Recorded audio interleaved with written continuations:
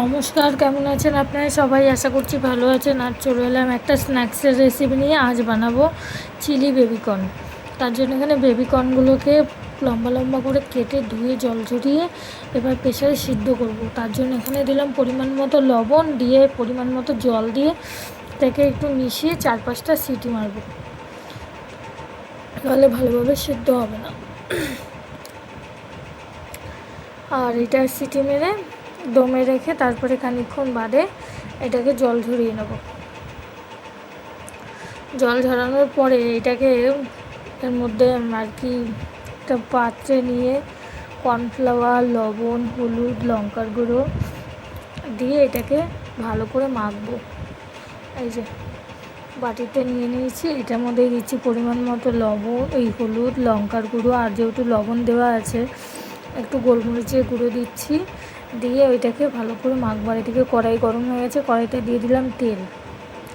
এই সামান্য একটু লবণ দিলাম, যেহেতু আগে লবণ দিয়ে সেদ্ধ করে রেখেছি।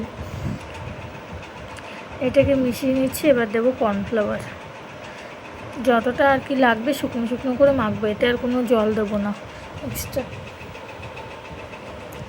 আর খেতে কিন্তু দুর্দান্ত হয়েছিল। আপনারা বাড়িতে এইভাবে একবার চিলি বেবিকর্ন বানিয়ে খেয়ে দেখবেন। মাখা হয়ে গেছে, তেলও গরম হয়ে গেছে। এবার এই তেলের ওপর দিয়ে ভেজে তুলে নেব কুরকুরে করে। এইভাবেও আপনারা খেতে পারেন সসের সাথে, কিন্তু আমি এর সাথে একটু সটে করে নেব, তার জন্যই কি ভেজে তুলে নিচ্ছি। ভাজা হয়ে গেছে, এবার তো এটাকে তুলে নেব। আর যেটুকুনি আছে এটাকেও ভেজে নেব। আমার ভিডিওগুলো যদি আপনাদের ভালো লাগে অবশ্যই like, comment, share and subscribe follow করে আমার পাশে থাকবেন। আর এটা ভাজা হয়ে গেছে, এবার এটাকে তুলে নেব। এবার ওই তেলের ওপর দিচ্ছি রসুন কুচি। আপনার চালের মধ্যে ক্যাপসিকামও দিতে পারেন। রসুন কুচিটা একটু হালকা ভেজে এবার দিয়ে দিচ্ছি লঙ্কা আর পেঁয়াজ কুচি, আর দেবো একটু আদা কুচি, ওর মধ্যে ছিল, ওইটাকেও দিয়ে দেওয়া হয়েছে। দিয়ে ভেজে নিয়ে এবার দেওয়া হচ্ছে chilli sauce, soya sauce, tomato sauce দিয়ে এটাকে সটে করব।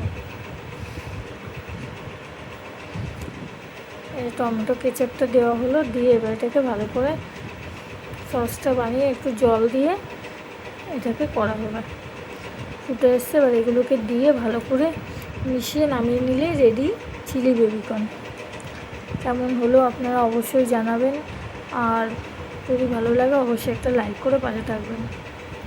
সামান্য একটু চিনি দিয়ে দেওয়া হলো, দিয়ে নামিয়ে নেওয়া হবে। শুকিয়ে এসছে, এটা সন্ধ্যাবেলা স্ন্যাক্সের জন্য খুবই ভালো লাগে। আবার দেখা হবে একটা নতুন ভিডিওর সাথে। ততক্ষণ আপনারা ভালো থাকবেন, সুস্থ থাকবেন। আজ তাহলে আসি, বাই।